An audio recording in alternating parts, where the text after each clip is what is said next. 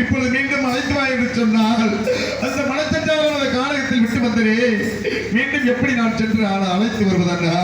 இருந்தாலும் இந்த சீதை இல்லாத அயோத்தியில் வாழ்வது நீதியாகுமா? இல்லை, நமது அயோத்தியை இருள் சூழ்ந்த வண்ணமாக காணப்படுகிறது. இருந்தாலும் நமது சீதாவை பொலிவு இருந்தாலும் எத்தனையோ கொடுமைகள் எல்லாம் செய்துவிட்டோம், பாவங்கள் எல்லாம் செய்துவிட்டோம். இந்த பாவங்கள் எல்லாம் தீர வேண்டும் தம்பி. அதனால் யாகம் செய்ய வேண்டும்.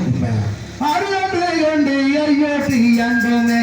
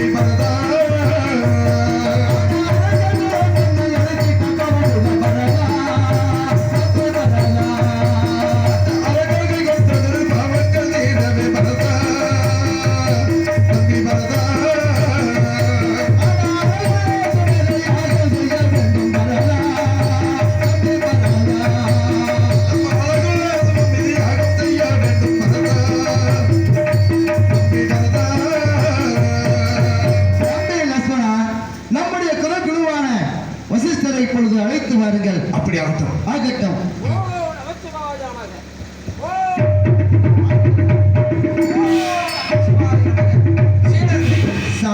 காலை கதவு வைக்கிற நேரத்தில் வரவழைத்த காரணம் என்ன? ஹலோ ஹலோ ஹலோ சாமி, எத்தனையோ பாவங்கள் எல்லாம் செய்து விட்டோம் சாமி. அப்படியா? பெரிய பாவமான என்னுடைய மனையா சீதா 5 மாத கர்ப்பிணியை கொண்டு போய் ஆரோக்கியமான காட்டிலே விட்டு வந்து விட்டோம் சாமி. இந்த பாவங்கள் எல்லாம் தீர வேண்டுமே சாமி.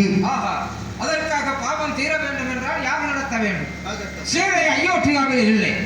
யாகம் நடத்த வேண்டும் என்றால் மீண்டும் அந்த பத்திரவாசத்தை பசுமனை எடுத்து சீதையை போல் பெண்ணுருவம் செய்து யாகத்துக்கு முன்பாக வைத்து யாகத்தை தொடங்குங்கள் நினைவேறும். இதோ இப்பொழுது சீதா இல்லாத காரணத்தால் சீதாவை போல்